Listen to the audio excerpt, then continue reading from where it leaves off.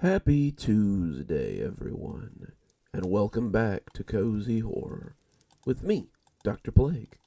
Let's get you set up with some more great stories to help you make it through the week. How was your Monday? I hope it was good. Hope you accomplished a lot. Hope you found the things you were looking for. And I hope you had a good time when you were doing it. I'm so honored to be a part of your days, and I hope you come back for many more great stories. Today's topic of discussion is things that are taken that shouldn't be. So, let's see if I've chosen right, and I think I've got some good stories that'll help you get in that mood. Our first story is about a repo man who takes a car that maybe he shouldn't have, even though the pink slip is up. So let's hear a story about how we repossess something we shouldn't have. Poor guy seemed almost happy to be rid of it.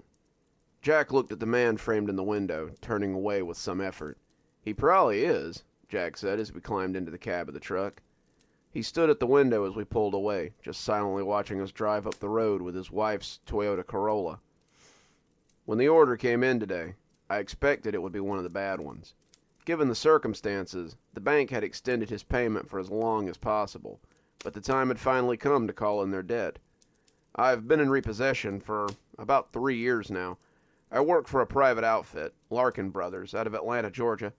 In a city that size, you see a lot of unpaid car notes, so there's always business for a man in my line of work. I've seen a lot in my 3 years. I've had people attack my vehicle, pull guns on me, and try to drive cars off my truck after I've chained them in. This repossession, though, was definitely the most shocking thing I've ever seen.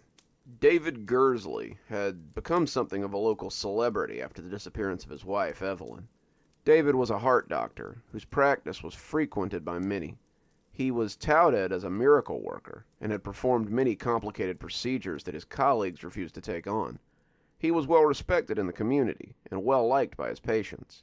So when his wife had disappeared, David had not been at the top of the suspect list. We pulled out of the gated community and onto the main road. As the traffic cruised, I caught myself looking at the car in the rearview mirror as Jack made his way back to the lot. It was pristine, only having a few dings from the various adventures that Mrs. Gursley had taken it on. It was a wonder the wheels were still on it, given Evelyn's track record. If David Gursley was famous, then Evelyn Gursley was infamous. Evelyn was a staple in the Atlanta social scene. She was out every weekend, carousing, drinking, calling the local hospitals looking for David. She'd been in several tabloids, the papers bemoaning that such a man as David had such an embarrassment for a wife. David was no angel, of course. Their fights had been heated, her breakdowns epic, and if I was David Gursley, I think I'd have been relieved when she went missing. Looking in the rearview mirror as Jack drove, I did a double take and almost told him to pull over. I looked at it again, though, and shook my head as I saw nothing was there. I had been sure that I could see someone in the driver's seat, a woman with long blonde hair, almost as if the ghost of Evelyn Gursley had taken it for one last spin. "You okay, kid?" Jack asked, and I nodded as I looked out the window instead. I guess everyone was hoping to see Evelyn Gursley these days. David had reported her missing a few days after she'd left in her green Corolla, but she hadn't been officially classified as a missing person until they found her car by the side of the road. That had been about a month ago, and everyone was keeping an eye out for her, though most assumed that she was out on one of her typical benders. Evelyn did these sorts of things pretty frequently, after all, and it was expected that she would show up again after her credit card stopped working. We pulled into the lot, and the gate chugged shut behind us. I got out and helped Jack unload the car.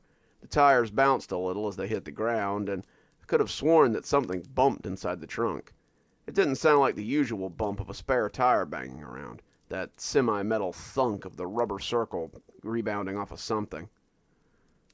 It made me want to open it up so I could investigate, but that was a big no-no. We were paid to bring the cars to the lot, not inspect them.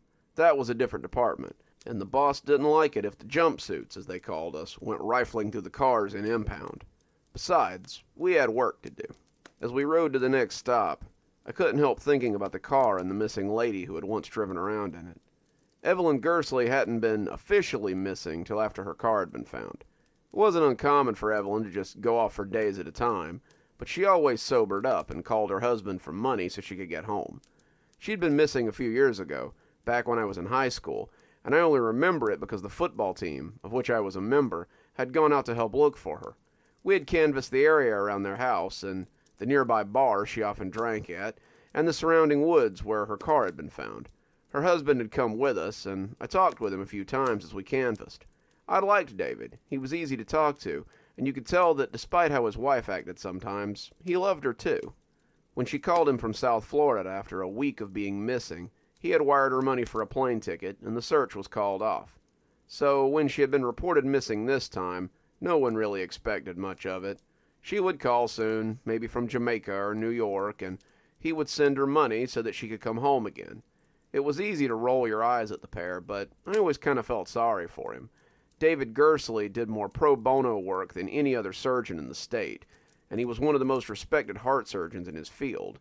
Were it not for his wife, he would have had nothing but that glowing reputation of his, but people loved to see someone fall. They always harked on the idea that he couldn't control his wife or her drinking problem. He had long ago stopped bringing her to large functions, but that hardly stopped her from showing up and making a scene. As we hooked the car to the ramp, the owner already shouting from the porch about getting his lawyer, I wondered why he hadn't just divorced her to save himself from embarrassment.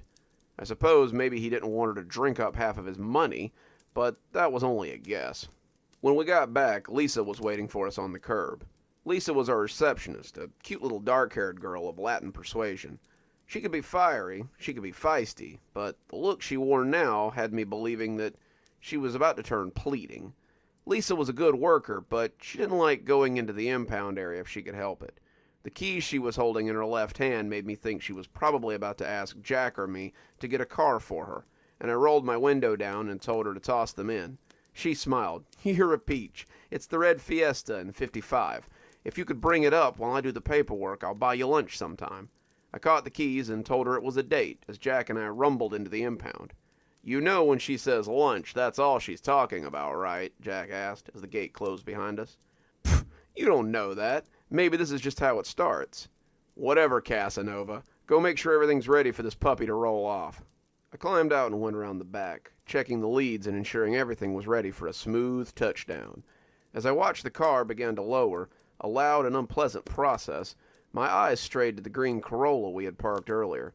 It looked kind of forlorn just sitting there, that faithful engine that had taken Mrs. Gersley to so many watering holes and mostly returned her safely home again.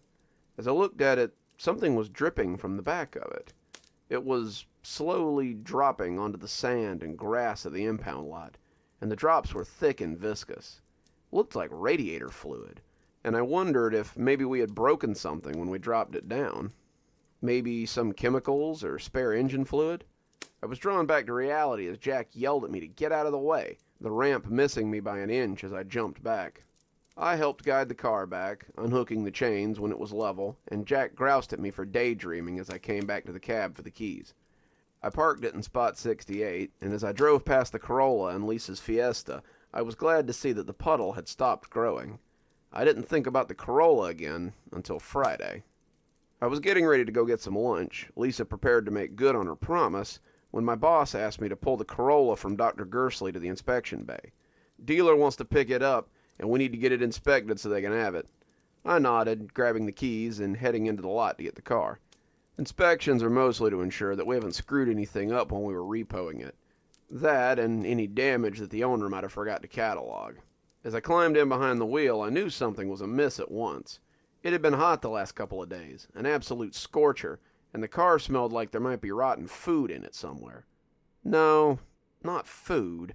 More like someone had hit an animal and it had gotten knocked into the undercarriage. I cranked the car and rolled the windows down, powering through the task as I tried not to lose my appetite along the way. Marge was waiting for me, a stocky middle-aged mother of 3 who ran the detailing area, and she pinched her nose as she smelled the aroma through the window. "Jesus, what an odor!" "Yeah, kind of smells like roadkill. Maybe something in the undercarriage?" "I'll get it on the hoist and have a look. Thanks for bringing it to me." I waved at her as I moved off to meet Lisa by the front, and the two of us headed off to lunch. On that score, Jack had been right, but the real surprise was what was waiting for me when I walked back alone. Lisa had paid for lunch, but she had taken hers to go so she could run some errands with her boyfriend. Eating my barbecue basket took some of the sting out of the revelation, but it made the walk back by myself twice as pathetic. I had struck out again, but at least there were another 3 hours of work to keep my mind off of things, right? I had just stepped into the repo lot to look for Jack when someone screamed like they were being murdered. I saw Jack heading for the inspection bay on the run, and I was right behind him as another scream shivered into the afternoon sky. It was Marge, and it appeared she had found the terrible smell. It hadn't been roadkill, or even old food, but it had solved the mystery of what had befallen Evelyn Gursley. The corpse had been in the trunk, its flesh mostly liquefied by now, and the face stared out at us from 2 empty pits. The eyes were gone, the face eaten by bugs until the skull peeked out, but it was nowhere near as grisly as the wound on her chest. Someone had cut her chest open, and the place where her heart should be gleamed wetly from her putrefied flesh. The cops came quickly when we told them that we believed we had found Evelyn Gursley in the trunk of a car we had repoed. They questioned all of us, wanting to know everything we had seen since we took the car. It didn't take long for David Gursley to be taken into custody. The cops confided in me that he hadn't fought them. It was like he was just waiting for us to come find him. Over the next few days, the details came out in the news, shedding some light on why the beloved David Gursley had murdered his wife. Evelyn had caught him cheating, that much was known, but the two had seemed to reconcile. Evelyn hadn't wanted to leave. She had the best possible life, and with David's money she could continue to drink and cavort as she chose. Then David had met Linda Smalls, and things had changed. Linda was a pillar of the community. She organized charity events, worked to set up soup kitchens, clothing drives, raised 5 boys, and became the breadwinner for her home when her husband's stroke last year had left him partially paralyzed. She helped so many, but it seemed that no one would be there to help her when she needed it. No one besides David Gursley. David had been following her case, hoping to find a proper donor for her. She had some rare blood type, the same blood type as Evelyn, come to find out, but the two couldn't be more different. David tried his best to find her a donor, but as her time grew closer, he realized she wasn't going to find a new heart in time. Not unless he took some drastic measures. He cut out his wife's heart, using the skills he had developed over years of doing the same for patients, and donated it to Linda Small anonymously. The revelation had caused a lot of stress in Linda Small, but she's taken the opportunity to do work with the sacrifice that he made for her. I think back on that every now and again, telling the new guys about it now that it's my turn to drive the truck since Jack retired last year. From then on, the boss made it a rule to check the trunks of the cars before we left them in the lot. All vehicles are searched for anything suspicious before we sign off on them, so that nothing like this happens again. We're more careful now, but I doubt we'll ever encounter a situation that weird again. Least, I sure as hell hope not. Sometimes just doing your job means collecting something you didn't foresee. Coming up next, we have a story about a kiddo who discovers something on the way home. Something that may bring him into a whole world of terror. So let's hear a story about the blacktop nightmare. I don't know if this actually happened or not, but it's something I dream about sometimes. When I was in grade school, my family lived in a large apartment complex. My parents were not doing well, I guess. My mom was a cashier at a grocery store, and my dad worked at a gas station. They weren't bad parents, not by any means, and I remember a lot of happy times in our little apartment. We had Christmas mornings and movie nights, and a lot of weekends spent on the couch with Dad watching cartoons.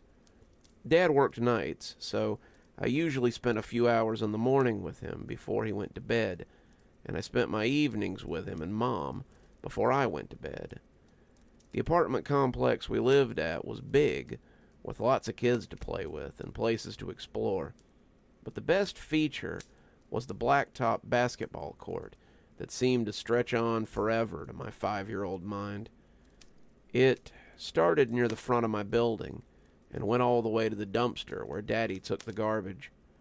I drew hopscotch boards out there. I played basketball with some of the other kids. And the blacktop generally became whatever we needed it to be. It was our play field more days than not, and we never thought about it much outside of what games we would play that day on it. I remember getting off the bus and finding the chalk, but it's also in that strangely dreamy way that little kid stuff sometimes happens. I was walking home, wondering if I had any chalk left to make a hopscotch board, when I saw something in the ditch across from the complex. It was soggy looking, but we had learned a while ago that sometimes the soggy boxes fell out of the trucks and they had stuff in them. The year before, my friends and I had found some old coins in a lockbox that was next to the road, and we traded them for ice cream. Another time, we found a suitcase full of adult clothes that we used to play house. The box was floating on top of the old puddle water, and I found a stick so that I could nudge it over to the side of the ditch. I gasped. It was a box of chalk. It wasn't colored chalk. I had some stubs left from a big box I'd gotten for my birthday, but a box like the teachers used at school. The box was ruined, but the chalk was fine, and I scooped it up and took it with me. My friends were just getting off the bus from their school, and when I held up the chalk, they all cheered. Most of our parents were making it paycheck to paycheck, so things like sidewalk chalk and new toys usually took a backseat to clothes and food and shoes. "What should we do?" Randall asked, as we came into the complex's stairwell. "We could draw a comic," Mimi suggested. "Or a hopscotch board," Kelsey said. "Or make an obstacle course with these things that you can jump over and move around," Dwayne piped up. "We can do all of that," I said. "We've got until dinner time. That's loads of time." To us, the 4 hours until dinner seemed like an eternity, and the afternoon could hold all kinds of secrets. We put our backpacks in our houses and headed to the blacktop. There were a few other kids there already, jumping rope or shooting baskets, and I divvied up the chalk amongst us. Between me and Mimi and Randall and Dwayne, Kelsey, Rebecca, Kelsey's sister, and Carter, another friend of ours, there was enough for each of us to have 2 pieces with 2 left over. The chalk was regular school chalk, not very big or sturdy, but I remember thinking that it was something special. It was the way the light hit it, I think. When you held it up, it just seemed special somehow, like God had sent it just for us. Dwayne and Carter and Randall set about making an obstacle course, while Mimi and I lay in the shady part of the court and drew characters. It was a little cooler there, the concrete warming our fronts as we drew, and the afternoon slipped on as the shade from the tree slipped farther and farther across the blacktop. We chased it, drawing characters on the hot top as it cooled, and watching Kelsey and Rebecca draw endless grids that they never seemed to jump in. That was pretty normal for them, actually. I think they enjoyed drawing the boards more than they enjoyed playing hopscotch. And as our characters went about their adventures, we heard them arguing over rules. It was getting on in the afternoon by the time they finally started jumping, and that was when the trouble started. Dwayne and Randall had a pretty good obstacle course set up, even if it just consisted of jumping over and around lines on the ground, and Carter had decided to watch, sitting in the grass and keeping time. He would watch them go, keeping time on his old Seiko watch, and tell them how long it had taken them to finish. Dwayne was a little faster, but only because Randall was getting tired. We had sketched across the blacktop by this point, and had even started squatting so we could draw on the parts where the sun was still too hot to lay on. Kelsey and Rebecca had finally decided on some rules for their hopscotch game, and Kelsey was getting ready to go first. I didn't see it when it happened, but I did hear the rock hit the blacktop before she started jumping. Someone called Rebecca's name, and I guess she turned to see who it was, because she didn't see it either. I was listening to the chalk of Kelsey's shoes on the pavement. 1, 2, 3, 4, and then suddenly they stopped. I didn't think much about it, not until I heard a sad little voice not far behind me. "Kelsey!" I turned around, just finishing on the teeth of a really cool dinosaur, and saw Rebecca looking around in confusion. "Where's Kelsey?" I asked, standing up from where I'd been squatting. "I don't know," Rebecca said, looking around. "I turned to say hi to Mary Beth, and she was gone when I looked back." I glanced around, but I didn't see her either. There weren't a lot of places to hide here. It was just blacktop, and I can't imagine where Kelsey could have gone so quickly. "Could she have gone home?" I asked Rebecca. "I don't think so," the little girl said. "Well, why don't you go see if she's there and let us know? If she comes back, I'll tell her that you went looking for her." Rebecca nodded, clearly a little freaked out, and left. The boys seemed to have run themselves out because Randall was laying on the pavement and panting like a dog. That gave me an idea. I took my chalk and went to draw his outline. I remember thinking that the chalk had barely been worn down at all, and thought again how special it must be. Randall looked at me as I started to draw, laying still so I could get a decent outline. It was like one of those shows where the police were standing around a chalk outline on the ground, though I didn't know what it meant just yet. "Do me next," Carter said, coming to lay down not far from Randall before hopping up and saying the pavement was too hot. He was still looking for a good spot when I finished the outline, and something astonishing happened.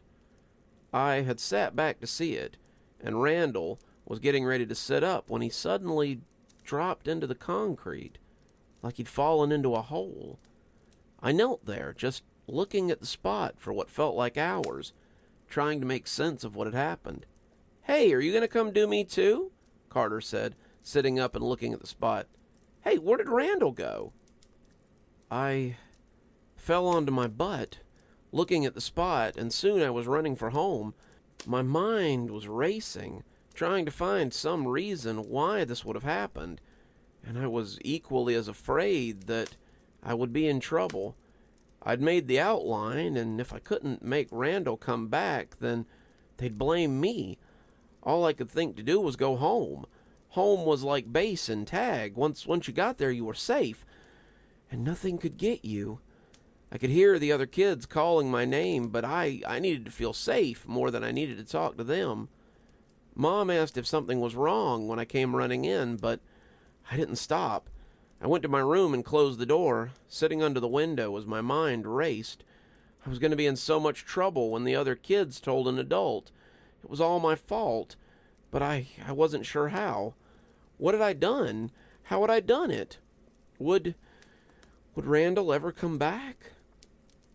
I could see it getting dark behind me as the afternoon petered out, and when Mom called my name, I came slowly out of my room. "Hey, sweetie, are you okay? You came in so suddenly." "Yeah," I said, trying to play it cool. If they hadn't told Mom, then maybe no one had thought I had done it. "Well, dinner's almost ready. I don't think your dad is joining us. He's not feeling well, and says he's probably not going to work today. Hey, can you do me a favor and take the trash out? I know he'd appreciate it." I looked at the bag of trash and felt my belly squirm. I'd have to cross the blacktop to get to the dumpster, and it would be dark out there now. There were no lights out on the blacktop, and other than the lights in the parking lot, it would be very dark out there. I was less afraid of the dark by this point, and more afraid of the blacktop. Would it disappear me too, like it had done to Randall? I didn't know, but I couldn't refuse without giving my mom a pretty good reason why.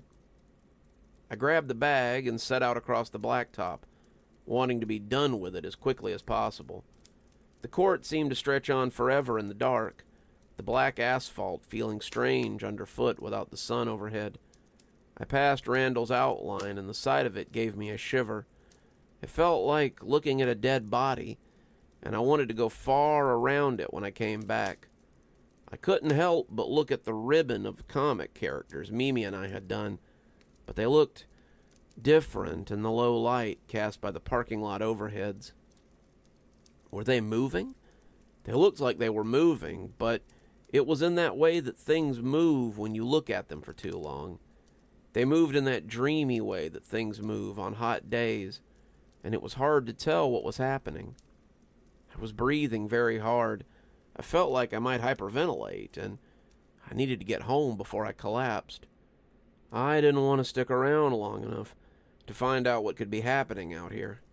I tossed the bag into the dumpster, my ordeal half over, but it wasn't over yet. I came back to the edge of the blacktop, and that's when I saw the hopscotch board. It was massive, stretching all the way back from one end to the other, and on a whim, I decided to jump over the square in front of me. It wasn't a big jump, but I must have come down wrong because my heel fell inside the square, and suddenly I lost my balance. I spun my arms trying to right myself, and luckily I fell left instead of back. I hissed as I skinned my elbow on the pavement, but that wasn't the weirdest part. I looked down to find my leg dipping into the box that had been chalked into the pavement, and I breathed a sigh of relief when I pulled it out. I was scared now. I started running as I tried to make it back home. I didn't know what was happening, but I wanted to feel safe again. Home was safe. Nothing could get you at home, but as I passed the ribbon of characters, I saw that I hadn't been mistaken earlier. They were moving, reaching for me with their oddly defined limbs, and the dinosaur that I had drawn was snapping his jaws at me as it glowered. They were moving painfully slow across the blacktop, coming for me, and I jumped over them as I kept running. They were too slow to get me, and I was too scared to slow down.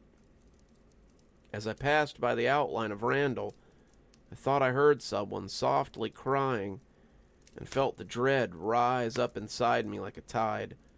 I came barreling into the apartment, crying and yelling for my mother to help me. She wrapped me in a hug, asking what was wrong as she tried to calm me down. I must have been pretty loud because my sick father came staggering out of the bedroom to ask what was wrong. Mom clearly couldn't get anything coherent out of me, so after trying in vain to get me to eat dinner, she just put me to bed and lay with me as Dad went back to bed. Later that evening, someone called Mom, and she got up to take the call in the other room. I was supposed to be asleep, but couldn't help but hear when she talked to Randall's mother about how he hadn't come home yet. His mother must have been pretty worried because I heard my mom telling Mrs. Gaff that she was sure that he was just at someone's house and she'd find him any minute now. I yawned, drifting off as I hoped it would all turn out to be a dream. I woke up the next morning to find police scouring the area and asking everyone about the two missing kids. Kelsey, as it turned out, hadn't just gone home, and I now felt pretty sure that she had fallen into the hopscotch board, like I had almost done the night before. They asked me if I knew what had happened to my friends, and I told them I didn't know where they had gone. I told them I had seen them on the blacktop the day before, and when I turned back to point at it, I saw that all the drawings were gone. One of the maintenance guys had probably seen our mess and used a hose to clean it up. It was all gone. Even the outline of Randall was gone. No one ever found a trace of Randall or Kelsey, and my parents moved away not long after. Mom got a promotion at work, and Dad got a different job that paid better and let him work a 9-to-5, so he'd be home nights. They said the neighborhood seemed less safe after the two kids went missing, and they were worried that I might go missing too. A lot of people left after that, actually, and I heard that the apartment complex almost closed. I never saw the blacktop again after that. but I still dream about it sometimes. I'm older now. I know that people don't just disappear into chalk drawings. But if it's just a dream, then why do I remember it so vividly? Just goes to show you that sometimes it's better to leave well enough alone. Coming up next, we have a story about a gift sent unexpectedly and unwantedly. A gift that raises more questions than it brings answers. So let's hear a story about an unexpected gift. Chris saw the drone flying away from his apartment and raised an eyebrow. He hadn't ordered anything, certainly nothing that a drone would deliver, and he came up the stairs 2 at a time before his crackhead neighbors came to steal it. Calling them crackheads might have seemed a little disparaging, but Chris had actually come home and found them smoking crack on the front porch, so he thought it was more than fair. The Palm Breeze weekly rentals were far from posh, but they were the best he could afford. Chris had a dead-end job that barely paid him minimum wage and hardly worked him part-time these days. He was behind on his rent, looking at ramen noodles for dinner again, and if he was lucky, he might get halfway through tonight's football game before they shut his cable off. He bet that Robert was eating well, though, and breathed out angrily as he came to the top of the stairs. Of course Robert was eating well. Robert was rich. Robert was a doctor, and not the kind from a hospital. He had a perfect wife and perfect kids and a perfect home and everything handed to him. Robert had been the favorite ever since that damn test when he was 6, and there had never been anything for Chris after that. Robert was Chris's younger brother, 4 years his junior, but his parents had always had a soft spot for him. Chris had always sort of been a normal kid. He played outside, watched cartoons, made games with his toys, and never excelled at anything in particular. Chris was an okay baseball player, and he had helped take his football team to state when he was a junior. But his studies were never more than middle of the road. Chris was a solid C student, all of his teachers said so, and no one could much fault him for it. Robert, though. Robert was exceptional. His mother had been ecstatic when she got the results of the test. His grade had participated in one of those IQ test programs, and Robert had scored at the top of his class. The testers figured that he had an IQ around 194, and by their mother's estimation, that made him a genius. After that, Chris found himself left by the wayside more often than not. It was hard to focus on someone who didn't really seem to want to put in the effort. The package was about the size of a shoebox, covered in black duct tape, and spray painted to a metallic black that kinda clashed with the tape underlay. Chris picked it up, wondering what he had ordered. When did he have the money to order anything? He remembered the other night when his dinner had been a large bottle of Mad Dog 2020 and a quick trip to Oblivion. He had splurged on the largest bottle he could find at the gas station, something to wash down the hot dogs and the off-brand chips with, and it seemed that maybe he'd been doing some late-night purchasing, too.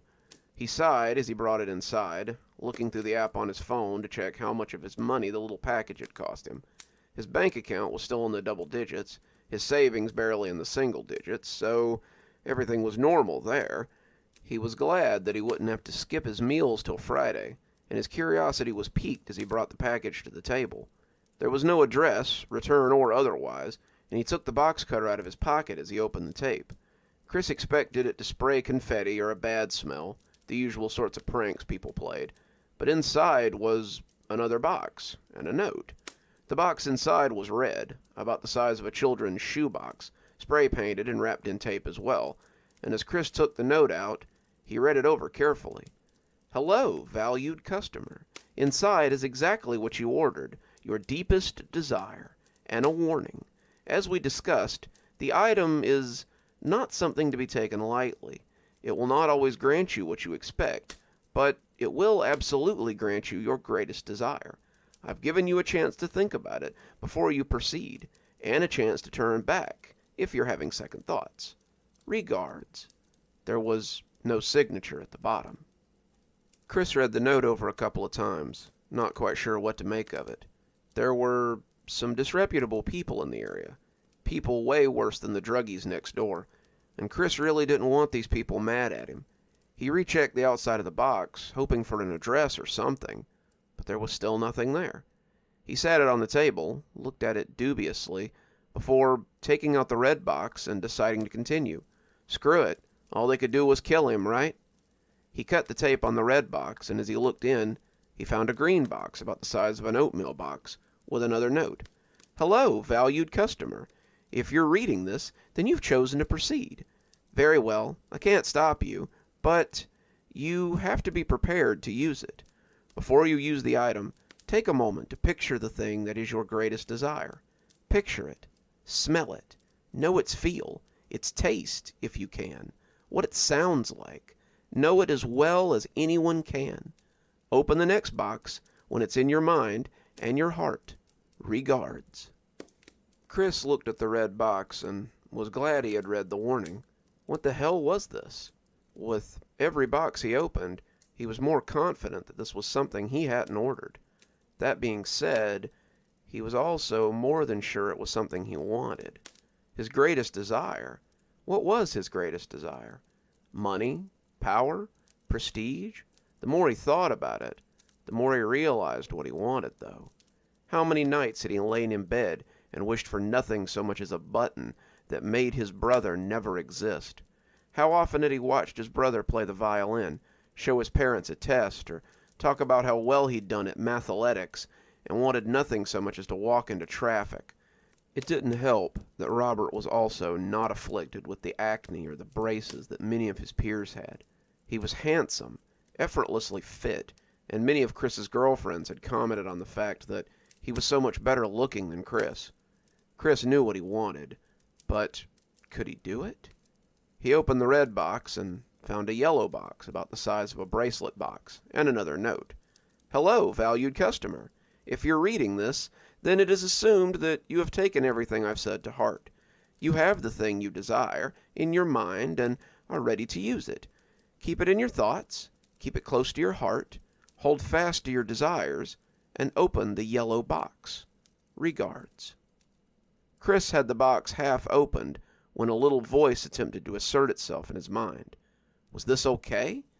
Despite getting all his parents' love and attention, his brother had never been anything but kind to him.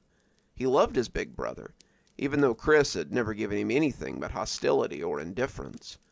How many times had he offered to give Chris money? Not a loan, but just to give. How often had he offered Chris a job at Applied Genetics?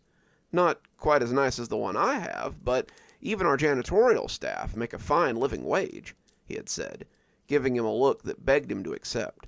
Chris believed that the job, like the offer of money, had been an insult, if not pity. Chris wouldn't have any of that from his little brother, especially when it was his fault that he hadn't managed to go to college in the first place. Chris still seethed about it, burning to this day about the fact that his current state was all due to the fact that there had been no money to send him to college. When Chris was a junior in high school, he had been offered a sports scholarship to a small college in state. It wasn't Yale or Harvard, but it would have allowed Chris to succeed. He could have studied something, could have made more of himself than just a register monkey at a grocery store, and it was all Robert's fault that he hadn't gone. His parents had heard him out, heard his plans, and told him flatly that he would have to ride the scholarship on his own dime. We have to think about Robert's future. He'll be going to college in 2 years, and he's studying some pretty costly stuff. We're going to have to save everything we have to get him there, and as much as we'd like to give you the same opportunity, your brother's studies have to come first right now. If you can pay your own way, you're more than welcome to go to college, but otherwise, I'm sorry to say we just don't have it to give. Chris crumpled the letter in his hand as he thought about it. His brother had left for college at 15, quite an accomplishment, with no less than 5 different scholarships to help him get there. They couldn't have given him just a little bit so he might have had a better life. How could a 17-year-old boy hope to pay his own way through college? They would have forced him into crippling debt for nothing except a chance at something better. Chris hadn't even played football his senior year. He just hadn't seen the point of it anymore, and after graduation, he had slipped into the life he now endured. Right? Bah! It was more than right. It was time for Chris to get his. It was time for him to get his due and his chance. He grimaced as he opened the yellow box, a corner slicing his finger as it caught on the way past. Inside was a blue box, about the size of a ring box, and another note. The letter splotched with his blood as he opened it, the little cut bleeding slightly as he read. "Hello, valued customer. This is your last chance to turn back. If you pack the box away again and place it on your doorstep, I will send my drone to collect it. There is no shame in choosing to walk away. One's greatest desire is often someone that no one wants once they have it. You would not be thought less of for returning the package unopened. If you choose to proceed, however, then close your eyes, keep the full image of your greatest desire in mind, open the box as you visualize it, and when you open the box, the desire will be fulfilled. Regards." Chris closed his eyes, thinking of his brother as he prepared to disappear him.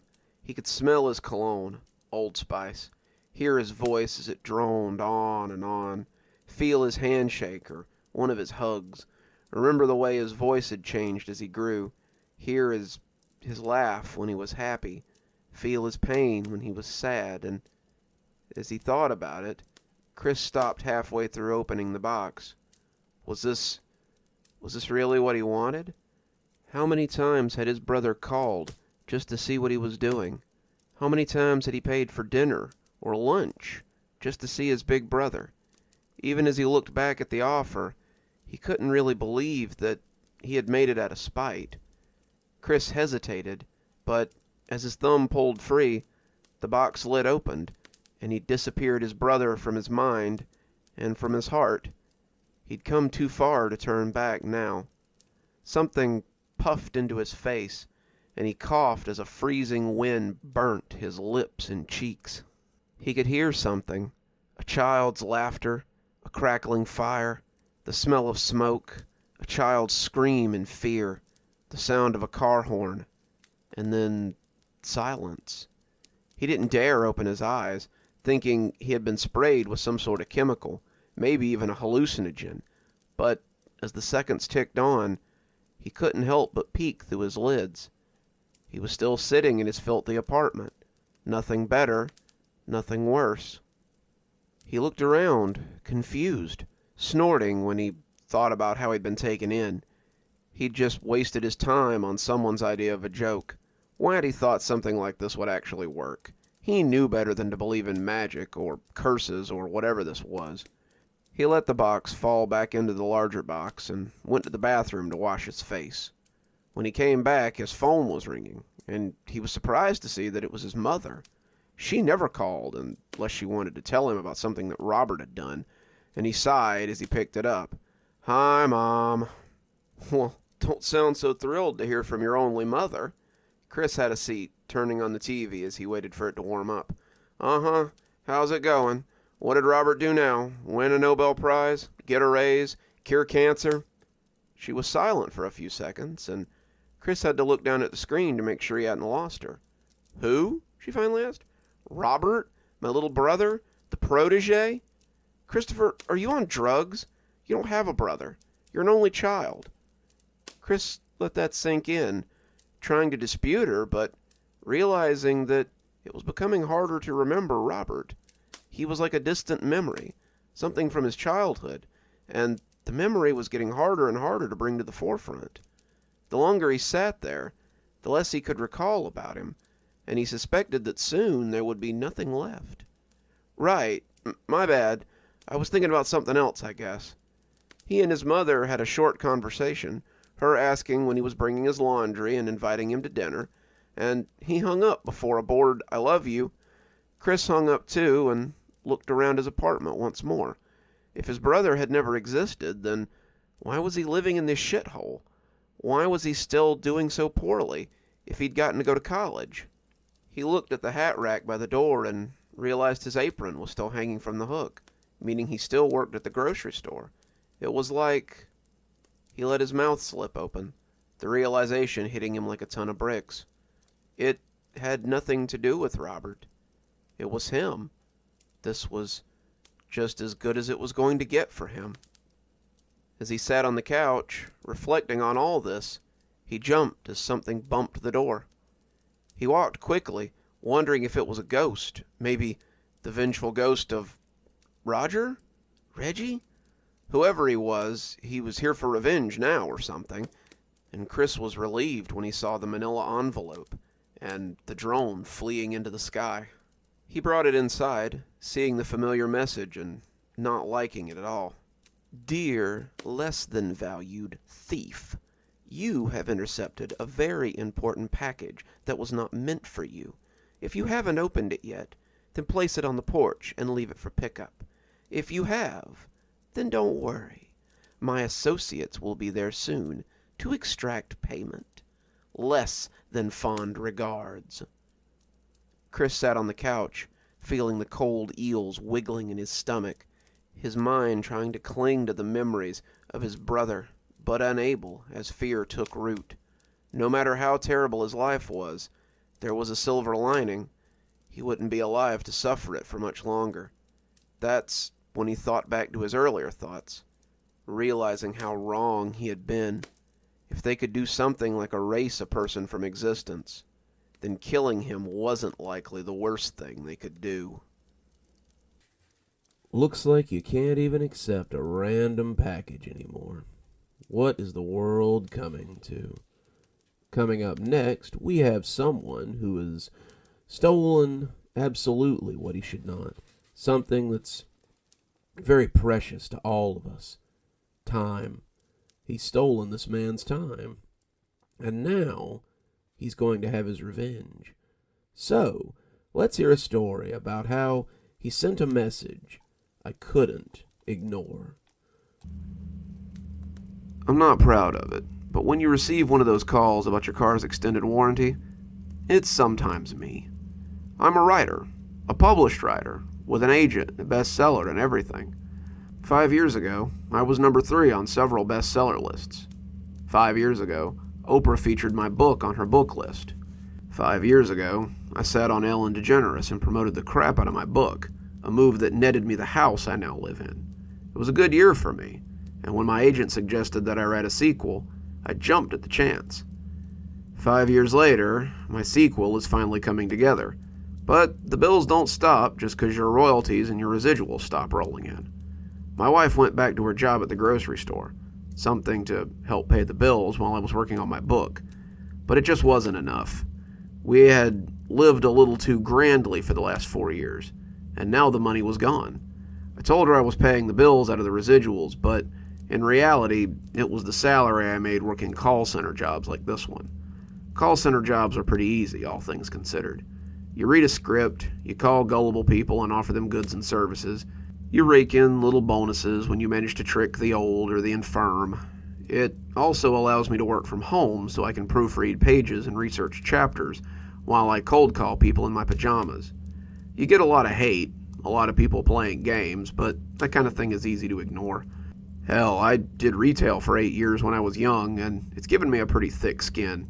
It was easy to ignore when you realized that whether you made the sale or not, you were still going to receive a check at the end of the week.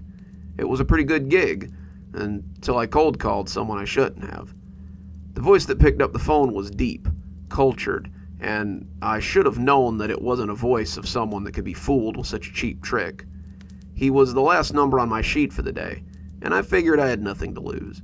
Yes, sir, I'm calling you about your car's extended warranty. Do you still own the 2013 Link? Does this ever actually work? I stumbled for a moment, choosing to roll on with the script rather than break character. Lincoln, the warranty is nearing its expiration, and we're offering select customers a, "This is the 5th call I've received from your company today, young man." I started to ignore it, like I'd ignored the others, but I figured I'd pick up this time and see what was so important. I see now that the answer was nothing. I tried to stay in character, but it was hard in the face of his frank honesty. "Look, I'm just doing my job, sir. I've got bills to pay and a family to feed, same as you. If you aren't interested, then I'll..." "Oh, a family man! Is that why you take the elderly for their pensions and scam the mentally handicapped for their hard-earned money? Such a provider. I'm sure your children would be proud of their father." He said it in such a matter-of-fact way that I almost didn't register it as an insult. I could have hung up on him. He wasn't the worst offender I'd had all day. But something about his voice rankled me. Where did this guy get off? He was going to sit here and tell me how rotten it was to make my money this way, like I didn't already know? Where the heck did he get off? Look, buddy, there's no reason for any of that. We're just calling to let you know about your warranty program. If you don't want it, then I'll just... He cut me off again. Don't worry about it, friend. I'm sure you'll have more prevalent things to worry about soon enough. Ciao. The line went dead then, and the silence seemed ominous. I sat the phone down like I thought it might blow up. I'd been threatened on the phone before, but this one felt different. There'd been no screaming, no cursing, no invitations to screw myself, or questions about how I slept at night. I shuddered a little, suddenly feeling like a goose had walked over my grave.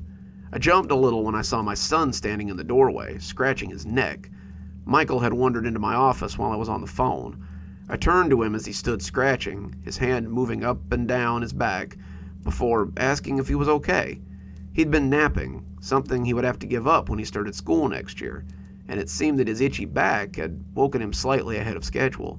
"Daddy, my back is so itchy." I told him to go lay in bed while I grabbed the cream and the lotion. His mother and I called it Triceratops cream, something that always made Michael laugh, and it seemed to be the only thing that helped with his eczema when it got really bad. It's something he's suffered with since he was very young. We've had to wash his clothes with dye-free detergent, use special soap during his baths, and stay far away from things like wool. So I grabbed the cream and the lotion so I could lather him up and bring his itching to an end. As I slid his shirt off, however, I worried there might be something else going on here. Michael's back was covered in boils. A swath of small pustules with white heads were scattered over his pink skin, and they looked like pimples. There were clusters of small patches, islands of blight on a sea of normal skin, and I was honestly a little afraid to touch them. Nevertheless, I mixed the cream together and rubbed them onto his back, feeling him jump as some of the boils burst beneath my fingers. He seemed to relax when I finished, thanking me as he slid his shirt down gingerly. That was how it started. I wish I could say that was where it ended. I was proofing pages when my daughter, Michelle, arrived home from school. She stumbled into my office, her hands scratching at the back of her neck absent-mindedly, as she hugged me and told me about her day. We'd done this ever since her first day of school, and it was one of her daily rituals. She'd taken a test she believed she'd done well on, found $1 in the storm grate near the house, and told Jenny that she was being mean to Sara, so the two were no longer friends. I listened to her in a detached way, nodding and mm-hmming as she talked, noticing her scratching her neck a couple of times. The scratching didn't seem peculiar. People scratch sometimes, but I couldn't help but notice the red patch of skin on the back of her neck as she left to go start her homework. I turned back to my work, but sighed as I noticed the time. I saved my work and locked my computer. I had hardly gotten through half the chapter I was working on, but it was time to get started on dinner before my wife got home. The pork chops were cooking in the air fryer when my wife came through the door. I smiled as I turned to pull her against me, kissing the top of her head as she leaned warmly into me. She shuddered a little as my hands touched her back, but said it was just some back pain from standing all day. Mary called out again, so I was the only one working the register. Again. It was 8 straight hours of standing behind the register, listening to people complain. How'd your book proofing go today? I turned away from her, pretending to stir the potatoes as I answered. Stephanie could always tell when I was lying. Pretty good. Lots of progress. I'm sure it'll be ready for my agent in a few weeks. That's fantastic, dear. I'm sure it will be as much of a hit as your last one, she said, pressing a kiss on my stubbly cheek. I smiled, but I really wasn't so sure. It all came down to this latest book, it seemed. I just had to finish my book. I just had to write another hit. I just had to find my way back onto the bestseller list and get myself out of Dutch. Easy, right? The next morning I awoke determined to get some work done today. I would make up for my lack of work the day before and end with some real progress. I still had over 200 pages to proof, and if I didn't get them done fairly quickly, there would be no time to send them off, and quite likely I'd have to sit through notes on a second draft. As I went to wake my daughter up for school, however, I heard the hoarse cough coming from my son's room. I cracked the door to find him lying on his stomach, his shirt off and his back worse than the day before. His skin was broken out in red, angry boils, and the small white-headed blemishes of the day before had become larger and redder, their tips filled with translucent pus. He was softly moaning, his eyes begging for me to make the pain stop as they pulsated.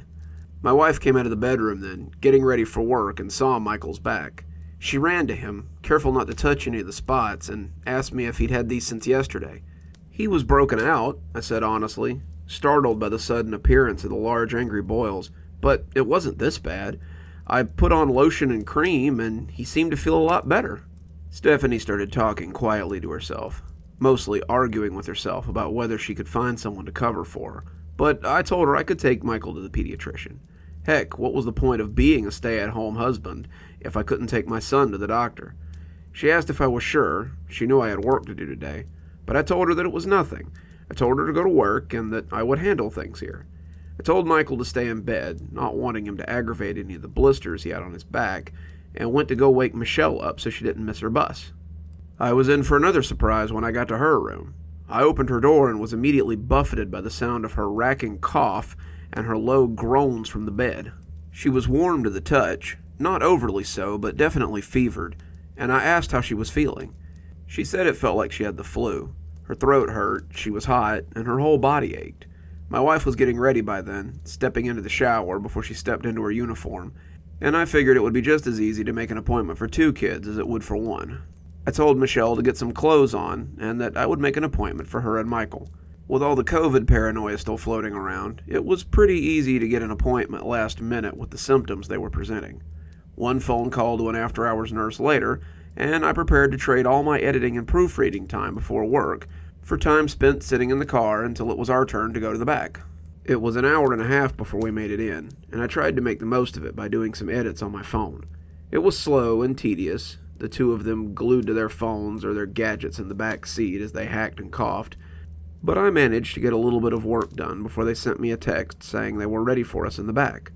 30 minutes later, their pediatrician came back with very little by way of an explanation. Well, they don't have COVID, or the flu, or anything else that I can test for here. What they do have is a high fever, a very wet cough, and troubling boils all over their back. Michelle too, I asked, having not been aware that she was sporting boils as well. Michelle too, she confirmed. Her outbreak isn't as bad as Michael's, but it's getting worse. I'd recommend that you keep them at home until it clears up. Don't touch the sores with your bare hands, and if you happen to by accident, be sure to disinfect your hands with alcohol. Wear gloves and a mask when you interact with them, and go to the hospital if you or your wife start presenting symptoms. I'm hoping it clears up on its own, but if it doesn't in a day or 2, you should take them to the hospital anyway. I bundled them back into the car, a handful of prescriptions in my pocket, and called my wife as I went about getting their medications and getting them home. All of this, the meds, the visit, everything, was going to cost some, and I needed to get them settled so I could log some hours at work. My wife's insurance wasn't very good, and the money I made would be crucial if I wanted to get out of debt. I also had to find some time to work on my book, knowing in the back of my mind that it was the secret to solving my current problems. Stephanie picked up on the 3rd ring, and the cough she rumbled into the phone sounded suspiciously like the ones from the back seat. She swore it was just allergies, and commiserated with me about the diagnosis. She wished she could be there, but said that she would likely be late this evening. Mary had called out, again, and she was the only one working register today. It was noon before I got everyone medicated, set up in their rooms with lunch and toys and entertainment, and sat down at my computer so I could begin my day. As I took calls and proofed pages, I felt a little bubble of anxiety every time someone picked up the phone. I was still a little rattled by yesterday's call, but all of my calls today seemed normal enough. I actually had 2 people give me their information and buy one of the garbage warranties we offered. I had no idea whether they worked or not, but the company was paying me to make calls, not research their products. In between calls, I peeked in on the kids to make sure they were okay. Michael spent most of the day sleeping, his breath heavy and wet, and Michelle just looked at me whenever I peeked in on her, seeming listless and barely there. I gave them more meds and made sure they had juice and liquids, and kept an eye on their temperatures as I took calls in between my nursing duties. As the sun set, I began to get worried about my wife. She should have been home by now, should have been home a half an hour ago, and I was just about to call her when I heard the door pop loudly open. She was laid out on the floor of the living room, her coughs deep and wet, her own blemishes peeking from the collar of her work shirt. I took them all to the hospital then, just bundled them into the car and went. The ER didn't know what to make of them, but we've all been quarantined upstairs now as I try to figure out why I haven't gotten sick with the same symptoms as the rest of my family. They are working hard to manage their fevers. All three of them are around 103, and they're laid out on their stomachs as their boils have become very fragile. They're afraid that popping them might lead to sepsis, but the longer I look at them, the more intrigued by them I become. I've been sitting in the room for the last few hours, my only company the beeping of their machines, and as I sat next to my wife, I noticed something strange. The boils on her back seemed to be forming a pattern, the swoops almost looking like a picture. I sat stroking her hand, Stephanie groaning in and out of consciousness, and the longer I looked, the more I realized the swoops are words. Moving over to Michael, I can see he has similar words, all picked out in the pustulant boils that mark his baby-fine skin. I brought my phone out and snapped pictures of their backs, the three of them requiring a little turning and moving before the messages were visible.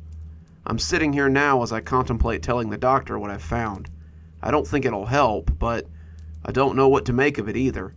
It can't be what I believe it is, but I can't think of any other explanation for the words that I'm reading swirled across the painful backs of my family.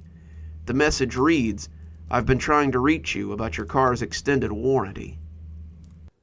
One more story for you, and I think I've got a pretty good one to go out on. It's about a lucky man who, through a random happenstance, gets everything he wants. Oh, but there's always a cost, isn't there? If you're on the up, someone else is on the rears. So let's hear a story about a lucky bump. It was the lowest point of my life, and I spent years thinking it was some kind of divine retribution. After last week, I know better. I would say it had been a hard year, but it had really been a hard 5 years. COVID knocked me out of a job that I really liked. Lack of a job meant I had defaulted on my mortgage, and I'd finally been forced to sell my pickup truck when I couldn't even afford gas. I was homeless for real then, just wandering around and taking what I could get. And as the economy got a little better and the businesses started opening again, my lack of decent clothes held me back from much of anything besides day labor. I was stuck in a rut, and I didn't know how to get back out. Not until I met the guy in the three-piece suit. I was coming out of a convenience store as he went in, and when we bumped into each other, it felt like I'd been electrocuted. I'd been doing a little panhandling, not something that I'm proud of, and some nice lady had given me a 5-spot as long as I wouldn't spend it on the booze. $5 was enough for a slightly expired sandwich and a bottle of water, so I headed down to Enzo's, where I bumped into Mr. Suit Guy. He looked like a real business type, one of those guys who traded stocks or owned a company, and I nearly dropped my deli sandwich in my cold water as he slammed against me. I just figured he would bowl past me and keep going, but I was 3 or 4 steps out of the door when I felt eyes watching me. I turned back to find him looking at me in a thunderstruck way. I didn't like it. It was more than most people had seen. I felt seen in a way that I hadn't in years, like someone was finally looking at me and thinking more than effing bum, and it honestly felt a little nice. Right up until he started yelling. Hey, get back here. You bumped into me. Get your ass back here and bump me again. I need it. But whatever else he was saying, I didn't hear. I started running, clutching my food and running flat out. I didn't know what this was about, but I knew that if the cops came by, they'd side with Mr. Gray Suit over a smelly bum any day. The guy chased me for a little over a block, shoving other people aside, too, as he kept yelling at me to come back and bump into him again. And it took me almost 10 minutes to lose him. when some cop came around out of a coffee shop on Melvin and the guy bumped into them, I made my way down a side street and finally got away. That had been weird, I reflected, but people usually treated the homeless like punching bags, so it wasn't out of the ordinary. I sat down to have my sandwich, and as I peeled back the wrapper, I reached for the mustard in my pocket.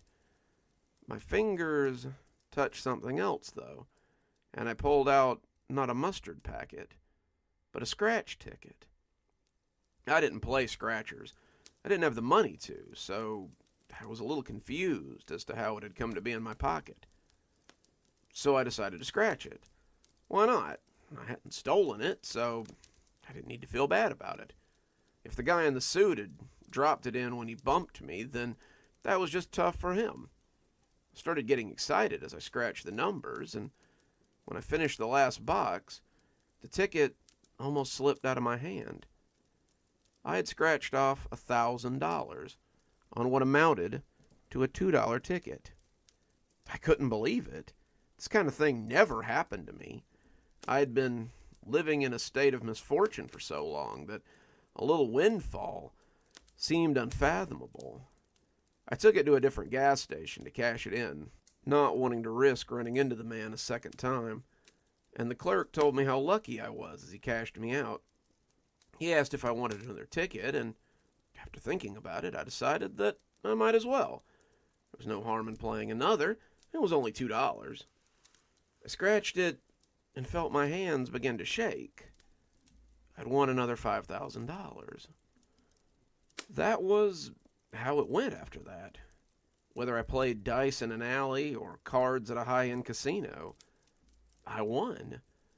Soon I was back on my feet, my luck with jobs turning around, and within a year, I was the owner of my own business. As I started to do well with my small-scale gambling, I let a coworker talk me into putting some money into cryptocurrency. I did so well with it that I started day trading, and when the GameSpot stock came up in conversation, I put my money in and cashed out at the peak. I also met someone at work, a woman with a young son who needed stability, and we decided to start a life together. I couldn't believe it. I had gone from living under park benches to owning my own home again and getting my life back on track. My business did well. My ventures always panned out. Everything I touched turned to gold. By the start of 2025, I was doing public outreach in the same areas where I'd once slept and begged for money. And that was how I came to see the man that I had bumped into again. I was walking around a soup kitchen, which I had recently taken on as a charitable venture, when I saw him eating with some of the other guys at the shelter. Life had clearly not been good to him since the last time we'd bumped into each other. He was haggard, his hair long and his clothes disheveled.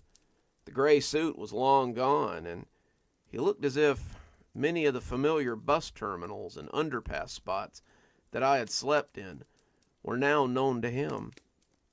He looked up when he saw me, our eyes meeting, and I could see the recognition on his face. The spoon slipped out of his hand, his head following me as the manager of the shelter walked me around.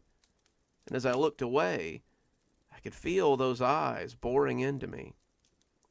I started seeing him more often after that. It seemed that some days, every door I opened, every sidewalk I went down, and every building that I had reason to visit, there he was. He seemed to be trying to bump into me, but I was always aware of my surroundings in a strange way. I never had been before. Some of it was just not wanting to bump into people and make them angry, a trick I learned from when I was homeless, but some of it was just being aware of myself. I always managed to step out of his way or step to the side so we could go by, and every time it seemed to frustrate him. The day before things came to a head, saw him getting vocally angry with me when I opened the door to the bank for him instead of just crashing into him, and I was pretty confused as I watched him walk away. I was coming home late the next night when I found him sitting in my living room. My wife and son were out of town, a last-minute visit to her parents' house, and that would seem lucky too. I didn't have security for my penthouse home. I never felt like I needed it, until I came home that evening to find him in it. I was tempted to step back out into the hallway and run, but the gun pointed at me was a pretty good deterrent. He told me to sit down, and I took a seat across from him. I couldn't tell you why, but it felt like the right thing to do. "You remember me?" he asked, and I nodded. "I bumped into you about 10 years ago, just about the time my luck changed." "Right, except it didn't change. You took my luck." I furrowed my brow. How was that even possible? He looked over my shoulder at a decanter of alcohol, scotch or bourbon or something, and said he was going to make a glass before starting. I told him to go ahead, and he held the gun on me as he poured out amber liquid and took a sip. He brought it back, not offering me one, and sat it down on the coffee table without a coaster. Jerk. I don't know how it started, but I got the luck from my uncle. He was a businessman, a compulsive gambler, and everything he touched seemed to turn to gold. He was lucky in life, lucky in love, and everything seemed to come up his way. I asked him once how he did it, and he told me it had just randomly happened one day. He'd been recently drafted into Vietnam, and he went to celebrate what would likely be the last time that he saw his friends. He bumped into a guy coming out of a bar. After that, his luck was insane. He never so much as took a bullet the whole war. Came home, invested in a used car lot in his hometown, and turned it around. Everything he touched turned to gold, and he could do no wrong. He told me that he believed it had been that guy he bumped into, and he wanted to test it by giving it to me. He'd never had any kids, always thought of me as the son that he never had, and he wanted to give me his luck as a graduation present. So, he bumped into me, just slammed his shoulder into me right there in the living room, and I was lucky after that. I was lucky right up until you stole it from me. After that night, everything changed.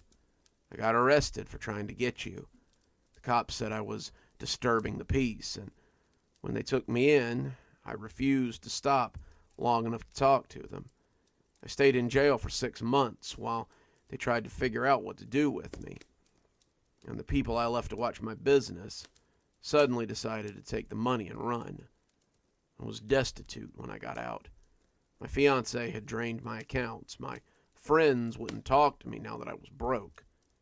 I had nothing. I'd nearly forgotten about you, just chalked it up to bad luck. And that was when I saw you again. He took another long drink, smacked his lips, and went to get the decanter. He brought it back, not even bothering with the glass anymore, and seemed to enjoy sipping from the glass neck of the thing. You forget how nice things are when you're living rough. A nice bourbon, cigar on the balcony, a steak cooked just the way you want it. Anyway, after I saw you at the shelter, I knew I had to get my luck back. I kept trying to bump into you, but I think you'd figured out by then that the bump was how you'd gotten it in the first place. I was getting frustrated, not sure how to get you to give it back, and finally, I decided that this was the best way to go. "So," he said, cocking the cheap little revolver, "you're going to bump into me. You're going to give me my luck back. Then, I'm going to leave. You can call the police if you like. I'll have the luck, so I don't care." And if I don't? I asked, still sitting comfortably on my couch. He shrugged. Then I'll shoot you, and neither of us will have it. Either way, your turn with the luck is over. He was slurring a little by then, the alcohol taking effect, and I decided to trust in the luck and see if it would pan out. Then I guess you'll have to shoot me, I said, spreading my arms out and inviting him to take the shot. He looked mad. Asshole. I didn't want it to be like... But I never found out what he wanted it to be like. He seemed to have forgotten that the coffee table was there, and when his shin bumped into it, he fell forward and through the glass top. The gun fell out of his limp fingers, the alcohol spilling on the carpet, as he gurgled with the shards of the tabletop in his guts. He looked up at me, pleading for me to help him, but it was too late. I called the police, but it seemed my luck wasn't going to work for him. He was dead before they got there. The whole thing was written up as a home invasion gone wrong. The fella had a record, a lot of loitering and panhandling mostly, and they supposed that he had simply stepped up to the next means of getting a hot meal. I didn't tell them what we'd talked about. I figured it would only muddy the waters further. Now, however, I'm stuck with the idea that I might be able to transfer this luck. My son, who I adopted at the start of last year, is 10, so I've got a little time to figure it out. I've started putting money in accounts under my wife's name, just in case. If the luck means I have to lose what I've gained, then maybe I can set them up well enough that they can live comfortably, no matter what happens. If it's true, and I can transfer the luck, then maybe I'll give it to my son when he comes of age. Luck is a pretty good gift for a young man starting out in the world. Till then, I'll just have to be careful who I bump into. And just like that, our stories are at an end for another day. But don't worry, we'll be back very soon with more cozy horror. Until then, this is Dr. Plague, wishing you a wonderful day and a spooky evening.